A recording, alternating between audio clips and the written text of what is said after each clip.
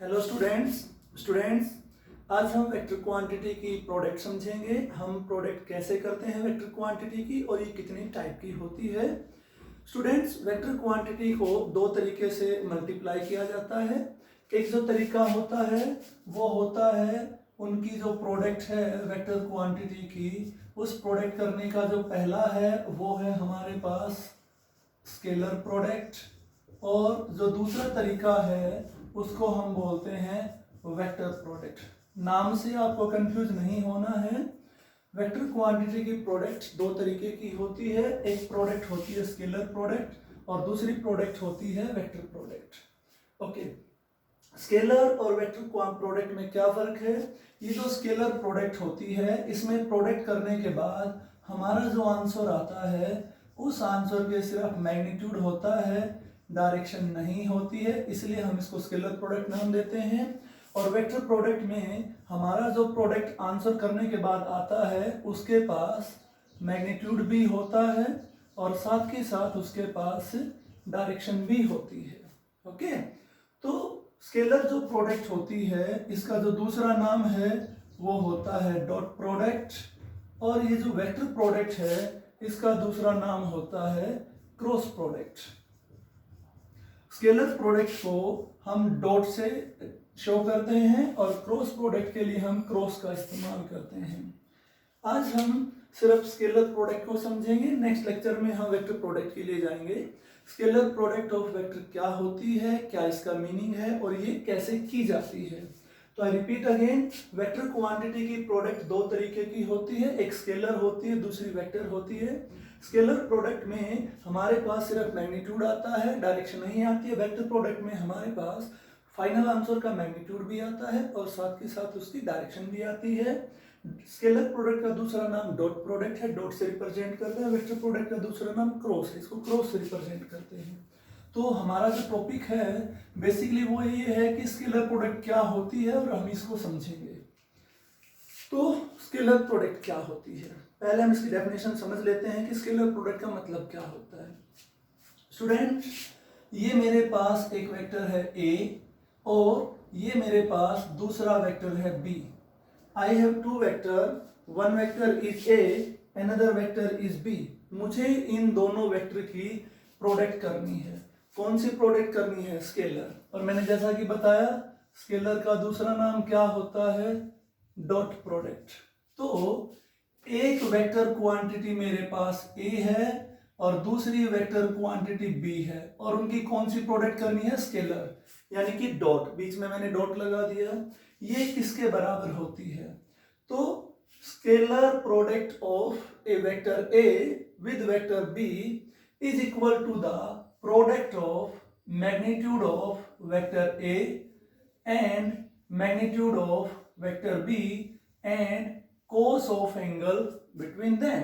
यानी कि अगर मेरे पास ये एक वेक्टर ए है और ये मेरे पास एक वेक्टर बी है और ये इनके बीच का एंगल थीटा है, इन दोनों वेक्टर की मुझे प्रोडक्ट करनी है। कौन सी प्रोडक्ट करनी है? स्केलर या डॉट प्रोडक्ट। तो उसको लिखूंगा कैसे? ऐसे, ए डॉट बी, वेक्टर के निशान है दोनों के ऊपर। करेंगे कैसे वो? तो पहले ए का मैग्नीट्यूड निकालेंगे, फिर हम बी का मैग्नीट्यूड निकालेंगे और बीच में जो एंगल था उसको रख लेंगे। अच्छा, आप लोग जानते हो मैग्नीट्यूड निकालने के बाद हमारे पास जो क्वांटिटी बचती है हम उसको ऐसा भी लिख सकते हैं, you can say A dot B हमारे पास इतना आ गया। अब क्वेश्चन आता है तो आप कैसे डिफाइन करेंगे? तो students, A dot B is equal to product of magnitude of both the vector and cosine of angle between them.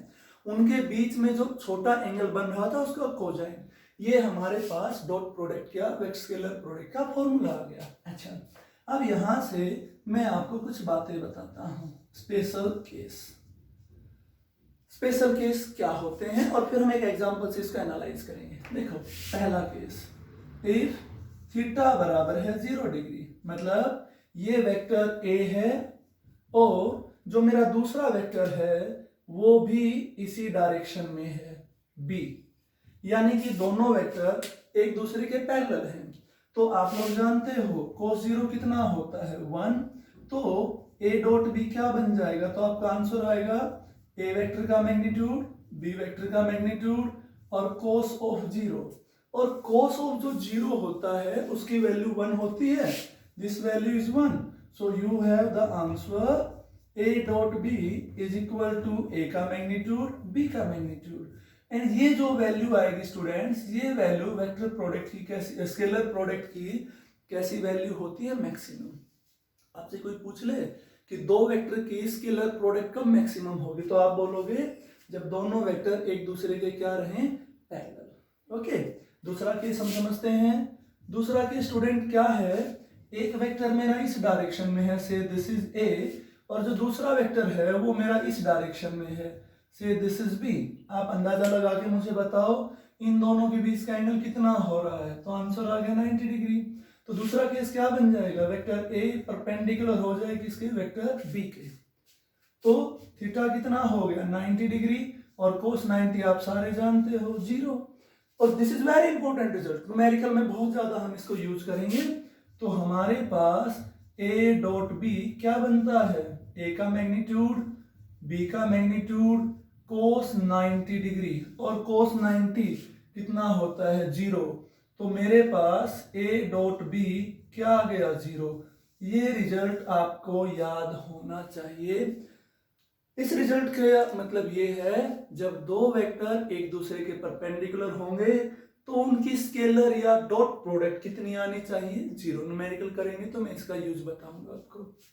Okay, तीसरे पॉइंट पे आ जाते हैं। तीसरा पॉइंट हमारा क्या है, तो ए वेक्टर तो आपका है ये और बी वेक्टर है ये, मतलब दोनों वेक्टर ए और बी एक दूसरे के एंटी पैरेलल हैं। ध्यान देंगे यहाँ पे ए और बी एक दूसरे के पैरेलल थे, फिर इनके बीच में 90 डिग्री का एंगल बना, फिर एंटी पैरेलल हो गए। एंटी पैरेलल होने का मतलब थीटा कितना हो गया 180, और मैं बेसिक ट्रिग्नोमेट्री में बता चुका हूँ कोस 180 की वैल्यू -1, नहीं तो आप वो वीडियो देख के पता कर सकते हैं। कोस 180 की वैल्यू -1 है, तो यहाँ से ए डॉट बी क्या आ जाएगा, ए का मैग्नीट्यूड, बी का मैग्नीट्यूड, कोस 180, कोस 180 इज -1, तो आंसर आ जाएगा माइनस ए का मैग्नीट्यूड और बी का मैग्नीट्यूड। और ये जो वैल्यू आएगी ये वैल्यू कैसी आएगी, मिनिमम। अब यहां से मैं कुछ पॉइंट्स नोट करवाता हूं आपको। तो उन पॉइंट्स में जो पहला पॉइंट आ गया वो पॉइंट ये आ गया कि ए डॉट बी, इसका मीनिंग क्या हो गया, इसका मीनिंग हो गया ए का मैग्नीट्यूड, बी का मैग्नीट्यूड, कोस ऑफ थीटा, और इसका ये क्या बना दिया मैंने, डायग्राम। ओके, अब यहां से मैंने क्या कहा, पहला केस थीटा 0 डिग्री हो, दूसरा केस थीटा 90 डिग्री हो, और तीसरा केस थीटा कितना हो 180। जब हमारे पास थीटा 0 डिग्री है तो ए डॉट बी कितना आया, तो आपका आंसर आएगा ये वैल्यू आई ए इंटू में B, and this is maximum. जब 90 डिग्री था तो हमारे पास ये वैल्यू 0 और 180 था, तो ये वैल्यू हमारे पास नेगेटिव आई, दैट इज मिनिमम। दो बड़े इंटरेस्टिंग फैक्टर आ गए कि जब आपका एंगल थीटा 0 से लेके 90 के बीच में था तो आपका ए डॉट बी कैसा रहता है, पॉजिटिव। जैसे ही थीटा आपका 90 डिग्री हुआ तो आपका ए डॉट बी कितना हो गया 0, और यदि 90 is less than theta is less than 180 तो यहाँ पे हमारा ए डॉट बी कैसा आ गया, नेगेटिव। इसका मतलब क्या हो गया, एक्यूट एंगल जब तक रहेगा, और इसका मतलब क्या हो गया, ऑब्ट्यूस एंगल जब तक रहेगा। तो students I hope vector scalar product का मीनिंग आपके आया होगा समझ में।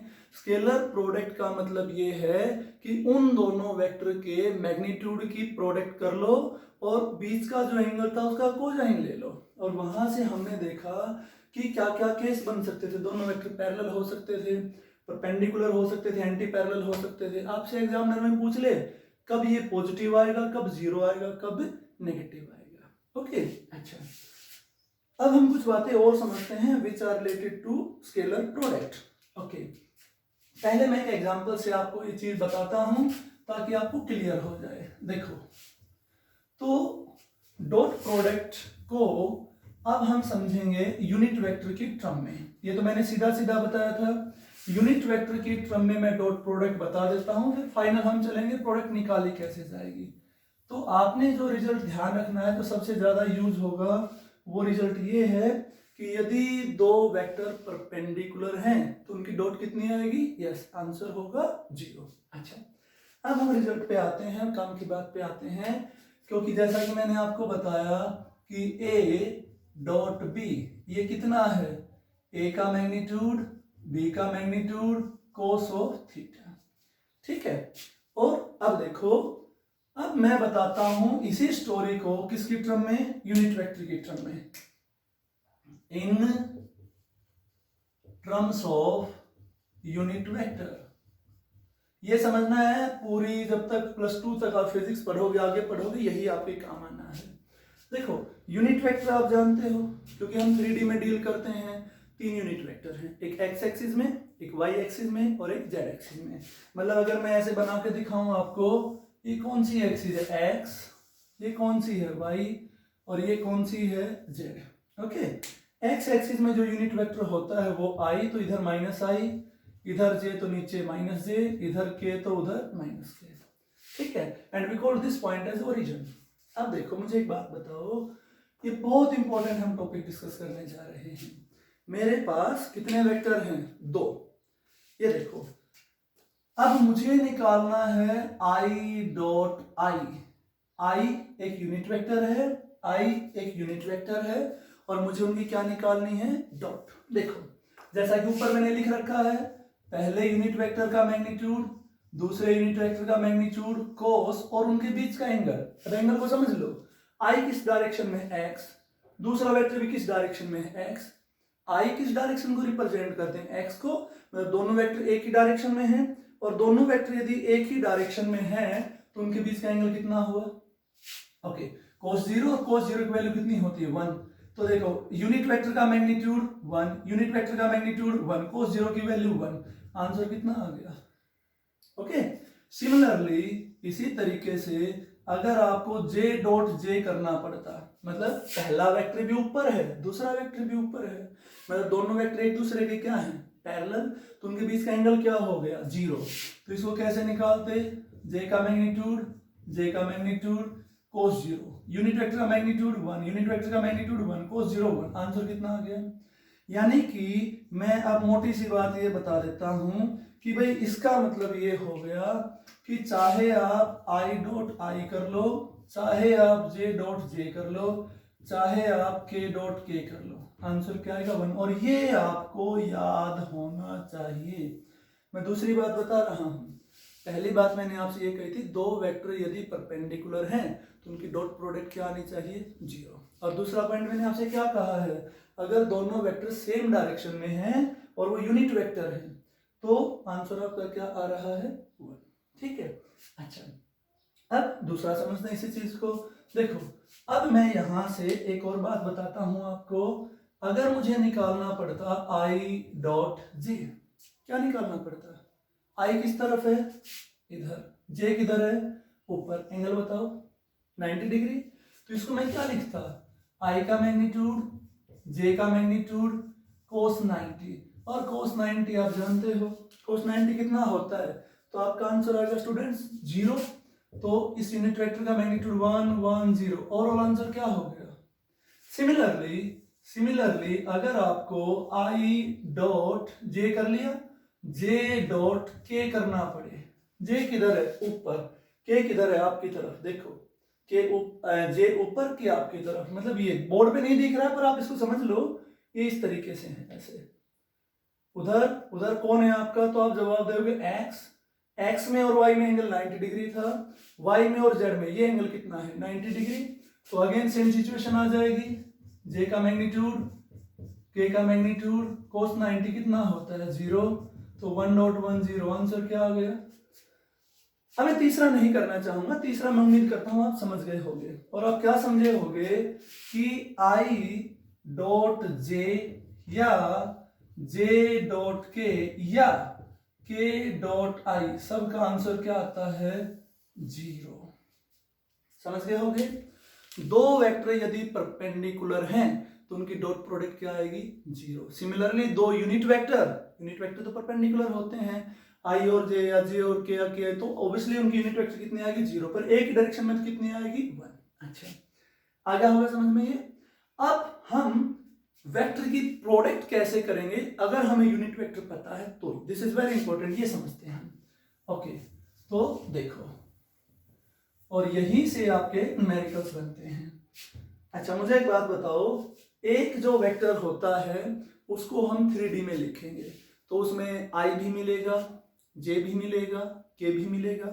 3D का मतलब वो x एक्सिस में भी होगा, y एक्सिस में भी होगा और वो z एक्सिस में भी होगा। तो सपोज कर लो मेरे पास ये एक वेक्टर है a, कौन सा वेक्टर है, a, और ये मेरे पास एक वेक्टर है से b। कितने वेक्टर हो गए, 2, अलग अलग हैं, वेक्टर था ऊपर ही निशान लगा दिया। अच्छा, वेक्टर के मैंने आपको 3D में कंपोनेंट बताए थे, एक i में आएगा, एक j में आएगा, एक k में आएगा। तो इस a को मैं ऐसा लिख दूं, a को मैं लिख सकता हूं axi plus ayj plus azk, मतलब x एक्सिस में कितना है, ax, y में ay, z में az। ओके, और अगर मैं इसकी बात करूं b वेक्टर को, तो इसको मैं क्या लिख सकता हूं, bxi, byj, और क्या लिख सकता हूं, bzk। कितने वेक्टर थे मेरे पास, 2, दोनों सेम थे, अलग अलग थे, तो आपका आंसर आएगा सर अलग अलग थे। ठीक है, अब मैंने उनकी क्या करनी है, डॉट प्रोडक्ट। क्या करनी है मैंने उनकी, डॉट प्रोडक्ट।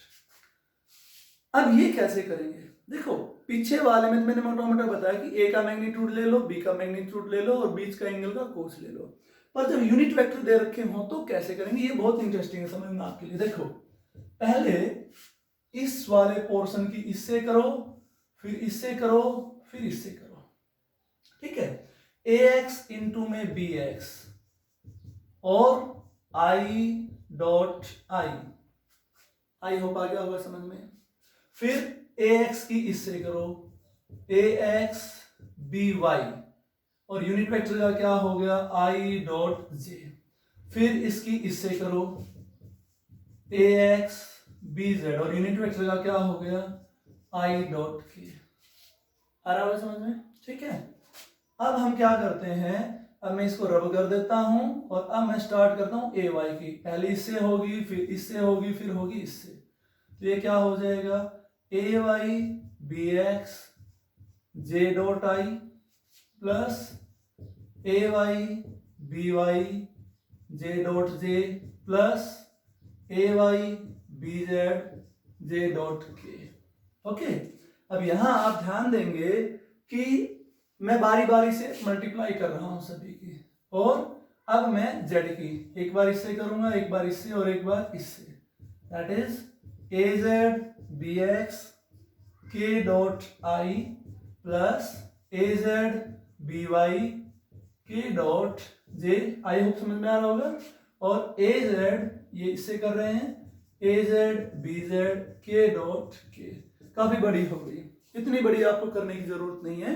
अगर आपको ये कंडीशन पता है तो बड़ी सिंपल हो जाएगी। देखो ध्यान से, अब मैं यहाँ कुछ पॉइंट्स को रेड सर्कल से दिखा रहा हूं। इस पॉइंट पे गौर करना, इस पॉइंट पे गौर करना और इस पॉइंट पे गौर करना। क्या हो रहा है, आई डॉट आई कितना होना चाहिए, 1। ओके, जे डॉट जे कितना होना चाहिए, 1। के डॉट के कितना होना चाहिए, 1। ठीक है, अब दूसरे पॉइंट्स की मैं बात कर रहा हूं। ये देखो आई डॉट जे कितना होना चाहिए, 0। आई डॉट के ये भी कितना होगा, 0। या मतलब समझ गए होगे, लाइक यूनिट वेक्टर है तो 1 बच रहा है, अनलाइक है तो आपका आंसर क्या आ रहा है, 0। इन सब के आंसर क्या आ गए, 0। अब 0 से किसी को मल्टीप्लाई करोगे तो और वो 0 हो जाएगा। तो मैं इसको क्या लिखूं, देखो ये यहां पे ये बच गया मेरे पास, ये कितना बच गया, ax bx, I dot I 1 हो गया। ओके, ये सारा 0 हो गया, ये भी 0 हो गया, ये भी सारा 0 हो गया। ये कितना बच गया, ay by ये 0 हो गया, ये 0, ये 0, ये कितना बच गया, AZ BZ। ये मेरे पास आंसर आ गया। मोटी सी बात जो आपने याद करनी थी वो यही आ गई कि भाई A डॉट B यदि आपको यूनिट वेक्टर दे रखे हैं तो क्या बचेगा, AX BX, AY BY और AZ BZ। समझ लो ये क्या है, मतलब आपने करना क्या है, ऐसा नहीं करना है आपने पेपर में, बहुत बड़ा हो जाएगा। आपको जो भी वेक्टर दे रखा हो, आई वाले की दूसरे के आई वाले से मल्टीप्लाई करनी है, जे वाले की दूसरे के जे वाले से, और के वाले की दूसरे के के वाले से। बाकी सब आप समझ गए, आंसर क्या आ जाएगा, 0। ठीक है, अब हम ट्राई करते हैं इसको, फिर मैं आगे बताता हूं। तो देखो, तो किस तरीके से आप इस चीज को समझोगे, मैं रिपीट करता हूं। आप ये समझ गए होंगे ए डॉट बी का मीनिंग क्या होता है, ए का मैग्नीट्यूड, बी का मैग्नीट्यूड कोस थीटा। फिर हमने इसको यूनिट वेक्टर की टर्म में समझा और यूनिट वेक्टर की टर्म में आपको बताया। अच्छा, अब इसको समझने के लिए हम एक एग्जांपल ले लेते हैं और उस एग्जांपल से फिर हम सारी चीजें समझने की कोशिश करेंगे। ओके, आपसे दे दिया जाए कि भाई एक वेक्टर है ए which is 2i + 3j + 5k। एक वेक्टर है, this is j। Okay, I will write it clearly, this is j। और आपके पास एक और वेक्टर है b which is 3i - 2j और -4k। कितने वेक्टर हो गए मेरे पास, 2। क्या करनी है मैंने उनकी डॉट। ये किसके टर्म में दे रखे हैं, यूनिट वेक्टर की टर्म में। तो डॉट कैसे निकालेंगे, कैसे निकालेंगे डॉट, देखते जाओ अभी। a डॉट b अभी मैंने कहीं मेंशन किया था, ये देखो, ये आई वाले की आई से 3 दूनी 2 3 6 प्लस माइनस माइनस 3 दूनी 6 प्लस माइनस माइनस 5 के 20, 20 6 कट गया, कितना बच गया, -20। ध्यान दो, मेरे पास जो आंसर आया उस आंसर की सिर्फ क्या आया, मैग्नीट्यूड, क्या नहीं आई। तो आपका जवाब होगा डायरेक्शन। मतलब जो हम स्केलर प्रोडक्ट क्यों नाम दे रहे हैं इसका, अब समझ में आ गया होगा। प्रोडक्ट को करने के बाद जो आंसर आया, क्या उसमें कहीं आई जे के आया, आंसर है नहीं। तो वो क्वांटिटी सिर्फ एक scalar quantity, that is why this product is called scalar product. Okay, अच्छा, अब इसी सवाल को हम थोड़ा एक्सटेंड करते हैं। अब आपसे कह दिया जाता कि भाई यही दोनों वेक्टर हैं और इन दोनों वेक्टरों के बीच एंगल निकालना है आपने। क्या निकालना है, एंगल। पहले तुमसे क्या पूछा था, डॉट निकालो। अच्छा, एक और बात ध्यान देना, अगर मैं यहां प्लस कर देता तो प्लस प्लस कितना हो जाता, 20। तो 20 हो जाता तो आंसर किसका बच जाता। तो ये तो समझ गए हो गया। ओके, अब मेरे से कह दिया जाए कि ये एक वेक्टर है, दूसरा वेक्टर, इनके बीच का एंगल निकालो। एंगल निकालना है, फिर हम इस फॉर्मूले पे चले जाएंगे। क्या फॉर्मूला था कि भाई a dot B is equal to a का मैग्नीट्यूड, b का मैग्नीट्यूड और cos of theta. What we have to find this angle. a की वैल्यू a डॉट बी मैंने निकाला है, कितना आया है 20।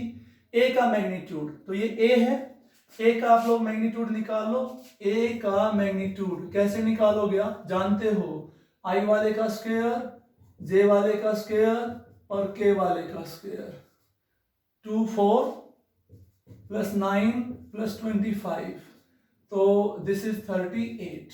इसी तरीके से b का मैग्नीट्यूड निकाल लो, कितना आएगा, 3 का स्क्वायर प्लस -2 का स्क्वायर प्लस 4 का स्क्वायर और सारे का रूट, 9 4 और 16, और ये आ जाएगा आपके पास 29। तो मैं यहाँ पे क्या लिखूंगा, 38 29 cos of theta. I hope समझ में आ रहा होगा। अच्छा, यहां से cos ऑफ थीटा कितना आ जाएगा, 20/√38 इंटू √29, और यहां से थीटा कितना आ जाएगा, तो cos इधर जाके क्या हो जाएगा, cos इनवर्स 20/38 इंटू 29। ये मैंने इनका भी इसका क्या निकाल दिया, एंगल। पता चला न्यूमेरिकल में हमें कहाँ क्या करना है। अगर सिंपली यूनिट वेक्टर की टर्म में वेक्टर दे रखा है और डॉट पूछी जाए तो हम ऐसे कर देंगे, लेकिन एंगल पूछा जाए तो फिर हम ये पहले वाला फॉर्मूला उठा लेते हैं। अच्छा, अगर आपसे इसी स्टेटमेंट को ऐसे दे देते कि भाई ये दो वेक्टर हैं और ये चेक करो क्या ये एक दूसरे के परपेंडिकुलर हैं। आपने सिर्फ चेक करना है, कितने वेक्टर दे रखे हैं, 2। आपने क्या चेक करना है, क्या ये परपेंडिकुलर है।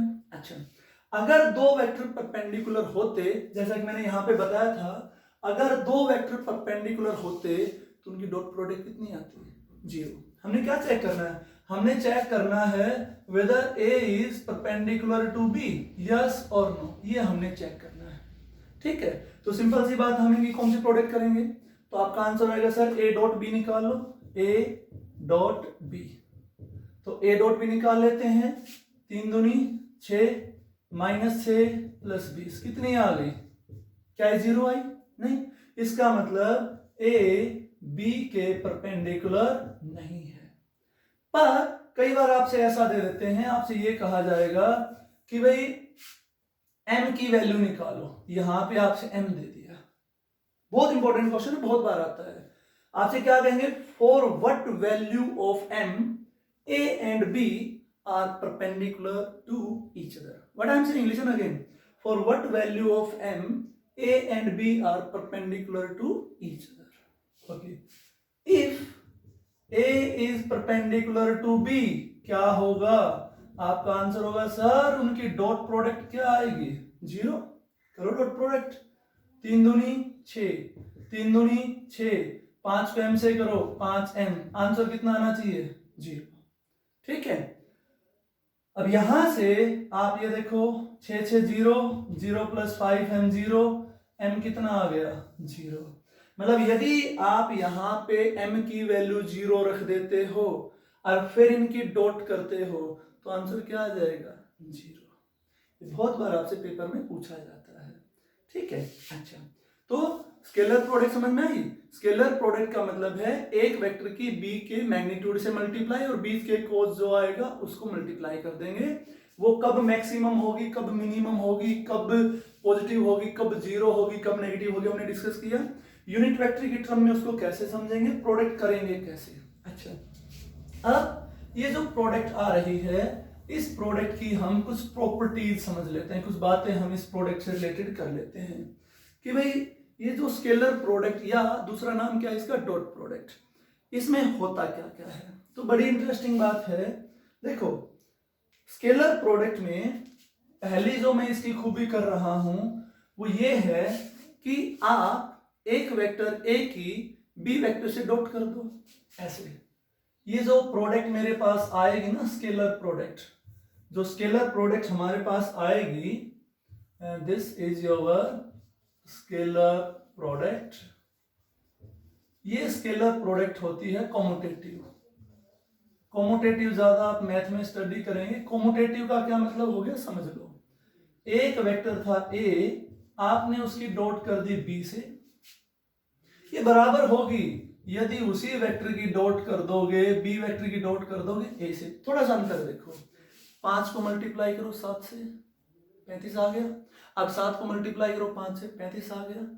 इसी तरीके से अगर हम स्केलर प्रोडक्ट करें, चाहे पहले वेक्टर की दूसरे से करके देख लो, चाहे दूसरे की पहले से करके देख लो, स्केलर प्रोडक्ट या डॉट प्रोडक्ट क्या आएगी, वो सेम। दूसरा डिस्ट्रीब्यूटिव। डिस्ट्रीब्यूटिव पहली प्रॉपर्टी क्या थी, स्केलर प्रोडक्ट कॉम्यूटेटिव है, इसका कॉम्यूटेटिव का ये मतलब होता है। डिस्ट्रीब्यूटिव का क्या मतलब होता है, आपके पास एक वेक्टर ए था, उसकी डॉट करनी है आपने बी प्लस सी से। 3 वेक्टर थे मेरे पास, ठीक है। ये वाला था black, then red and then green. मैंने क्या करना है, ब्लैक में ग्रीन को ऐड करना है और रेड से उनकी डॉट करनी है। तो वो ऐसे लिखी जा सकती है, देखो ये किसके बराबर रहेगा, A dot B plus A dot C. ये समझ में आया होगा। 2 वेक्टर के सम को तीसरे वेक्टर से डॉट करते हैं तो वो बराबर रहेगी अलग अलग डॉट के सम के बराबर। तीसरा पॉइंट, अगर किसी वेक्टर की उसी वेक्टर से डॉट कर दी जाए, इंटरेस्टिंग, किसी वेक्टर की उसी वेक्टर से डॉट कर दी जाए, स्केलर कर दी जाए, तो क्योंकि वो एक ही वेक्टर है, डायरेक्शन सेम रहेगी, तो ये क्या हो जाएगा, उसका स्केयर, या सॉरी यू कैन से ये ए डॉट ए उसी वेक्टर का क्या लिखा जाएगा, ये स्केयर। ठीक है, यूनिट वेक्टर होता तो फिर हम वैसे निकाल देते, हम इसकी कई जगह इस्तेमाल करेंगे। और अगर यूनिट वेक्टर दे रखा होता तो i डॉट i 1 हो जाता, अदरवाइज हम उसका स्क्वायर ले लेंगे। ओके, उसके बाद में एक ये जो हमने प्रोडक्ट पढ़ी है, ज्योमेट्रिकली इसका क्या मतलब होता है, ये तो मैथमेटिकल चल रहा था, ज्योमेट्रिकली हम इसका मीनिंग समझ लेते हैं। देखो ज्योमेट्रिकली इसका क्या मतलब होता है, तो ज्योमेट्री का मतलब ये है कि फिजिक्स में हमने रेक्टेंगुलर कंपोनेंट पढ़े थे 2D में, ओके, फिर हमने रेक्टेंगुलर कंपोनेंट पढ़े थे 3D में, ठीक है। अब हम उसी नॉलेज का इस्तेमाल करेंगे और हम एक नई चीज समझेंगे कि प्रोजेक्शन क्या होता है, प्रोजेक्शन, ठीक है। कोई नया टॉपिक नहीं, कोई मुश्किल नहीं, आपने बस थोड़ा पढ़ के छोड़ देना, एक दो न्यूमेरिकल आएंगे जिसमें हमें उनकी जरूरत पड़ेगी। तो प्रोजेक्शन का क्या मतलब होता है, सपोज कर लो ये आपके पास एक वेक्टर ए है, ठीक है, और ये मेरे पास एक वेक्टर है B, this vector is B, okay, and this angle is theta. मैं क्या बता रहा हूं, geometrical interpretation of dot product, geometrical interpretation of dot या स्केलर प्रोडक्ट, ज्योमेट्रिकली इसका क्या मतलब होता है, ठीक है। अच्छा, अब मुझे एक बात बताओ, बी वेक्टर का एंड पॉइंट दिख रहा है आपको, दिख रहा है, यहां से ए के ऊपर एक परपेंडिकुलर डाल दो, डाल दिया, ठीक है, ओके। अब ये बी है, ये एंगल थीटा है, तो मुझे यहां तक की दूरी बताओ, मैं ऑलरेडी आपको समझा चुका हूं, कितनी हो जाएगी ये बी कोस थीटा। इसको बोला जाएगा, हम इसको क्या नाम देंगे, इसको बोलेंगे हम प्रोजेक्शन ऑफ बी ऑन ए। क्या बोलेंगे, बी का प्रोजेक्शन किस पे, ए पर, और वो कितना आ गया, बी कोस थीटा, ठीक है। प्रोजेक्शन ऑफ बी ऑन ए क्या आ जाएगा, इस वेक्टर का वो कंपोनेंट जो किसकी डायरेक्शन में है, ए की डायरेक्शन में। और ध्यान दो, यदि मैं बी कोस थीटा को ए से मल्टीप्लाई करता हूं तो ये क्या लिखा जाएगा, ए बी कोस थीटा, और ये क्या बन जाएगा, ए डॉट बी। थोड़ा सा अजीब लग रहा होगा आपको, क्या बोला मैंने, geometrical interpretation of dot product क्या है, जहां से ये वेक्टर खत्म हो रहा था इस पे मैंने परपेंडिकुलर डाल दिया, इस वेक्टर का इस डायरेक्शन में जो कंपोनेंट है, कौन आया, बी कोस थीटा, उसकी ए से क्या कर दो, मल्टीप्लाई, और वो मल्टीप्लाई वापस किसके बराबर बच गई, दोनों वेक्टर की डॉट प्रोडक्ट के बराबर। लेकिन बोला क्या जाएगा उसको, बी का प्रोजेक्शन किस पे, ए पे। सिमिलरली अगर मैं इसी डायग्राम को फिर से बनाता हूं, ये मेरे पास वेक्टर ए है and this is the vector B and this is the angle theta. अब बी का प्रोजेक्शन ए पे, मतलब ए पार्ट आया, कितना आया, बी कोस थीटा। ए का प्रोजेक्शन बी पे निकालना है, हमने क्या निकालना है, ए का प्रोजेक्शन बी पे, तो ए से इसके ऊपर एक परपेंडिकुलर डाल दो, यूं इस तरीके से डाल दिया परपेंडिकुलर ए का बी पे। अब ये जो वेक्टर है मेरा, ये वेक्टर मेरा सपोज कर लो यहां तक था बी, ओके। अब ये ए है, ये एंगल थीटा है, जैसे यहां पे ये बी था, ये थीटा था, तो एंगल के साथ बी की कंपोनेंट कितना बचा था, बी कोस थीटा। तो ये ए है, तो इस डायरेक्शन में ए का जो कंपोनेंट आएगा इतना बड़ा, वो कौन आएगा, ए कोस थीटा। बोला क्या जाएगा, ये ए कोस थीटा क्या है आपका, projection of A on B, okay. यानी कि ए का वो हिस्सा जो बी की डायरेक्शन में आया है, और यदि आप ए कोस थीटा को बी से मल्टीप्लाई करते हो तो इसको आप ऐसा लिख दोगे, और ये बाद में क्या लिखा जाएगा, ए डॉट बी। यही होता है geometrical interpretation of two vector. यानी कि ज्योमेट्रिकली जब एक वेक्टर का दूसरे पे हम प्रोजेक्शन डालते हैं तो वो प्रोजेक्शन कहीं ना कहीं कौन सी प्रोडक्ट को रिप्रेजेंट करता है, डॉट प्रोडक्ट को। तो हम रिकैप करते हैं, ध्यान से समझना। न्यूमेरिकल आपको मैं होमवर्क के तौर पे डिस्क्रिप्शन में डाल दूंगा या फिर आपको भेज दिए जाएंगे। देखो वेक्टर प्रोडक्ट, ये प्रोडक्ट दो टाइप की होती है वेक्टर क्वांटिटी की, one is scalar product, one is vector product. आज हमने सिर्फ स्केलर प्रोडक्ट ली है। स्केलर प्रोडक्ट में दो वेक्टर की हम प्रोडक्ट निकालते हैं। होता क्या है इसमें, एक वेक्टर ए था, दूसरा वेक्टर बी था, दोनों के बीच में कोई एंगल थीटा था। तो डॉट प्रोडक्ट या स्केलर प्रोडक्ट का मतलब था पहले के मैग्नीट्यूड को दूसरे के मैग्नीट्यूड से साथ के साथ बीच का जो एंगल था उसके कोसाइन से क्या कर दो, मल्टीप्लाई। स्पेशल केस मैंने पढ़े, दो वेक्टर की प्रोडक्ट स्केलर प्रोडक्ट मैक्सिमम कब होगी, थीटा 0 हो, 0 कब होगी, थीटा 90 हो, मिनिमम कब होगी, नेगेटिव कब होगी, थीटा 180 हो।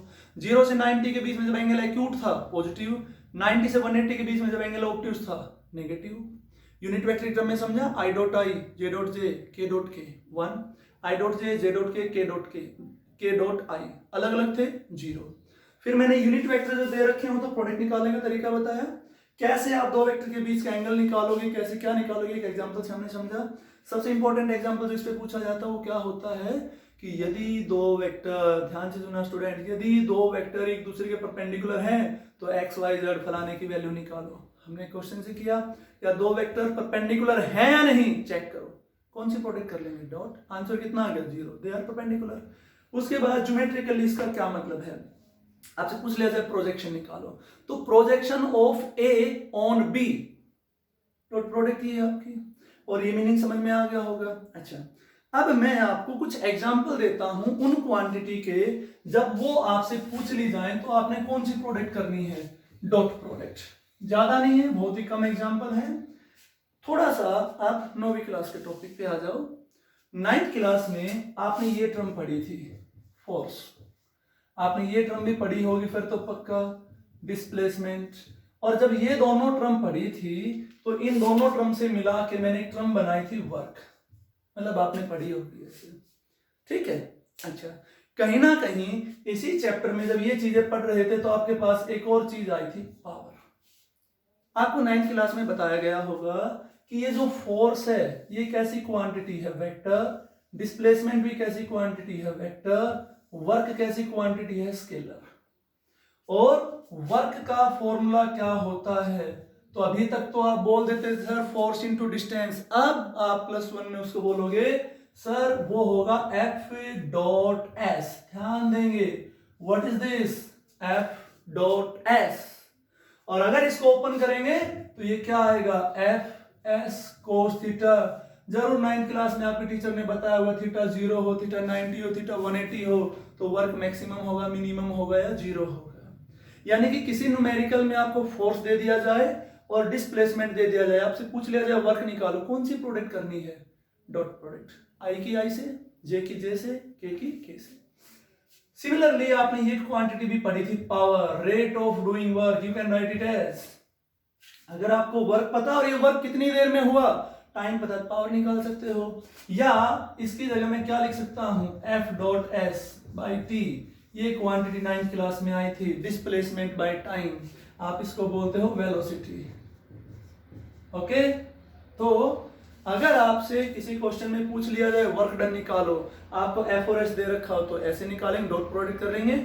आपको फोर्स और वेलोसिटी दे रखी है, पावर पूछें तो भी डॉट करोगे। आपको फोर्स दे दिया, डिस्प्लेसमेंट दे दिया, टाइम दे दिया, पावर पूछ ले ऐसे करोगे, वर्क टाइम दे दिया, पावर निकालनी हो ऐसे करोगे। These are some example. धीरे धीरे आपके पास ढेर सारे एग्जांपल आएंगे, पर आप ये समझ लें यदि आपने स्केलर प्रोडक्ट अच्छे से समझ ली तो आपको बहुत ज्यादा आगे न्यूमेरिकल करने में प्रॉब्लम्स नहीं आएंगी। So this is about scalar product. जो कल हम वीडियो अपलोड करेंगे वो होगा वेक्टर प्रोडक्ट का। Thank you.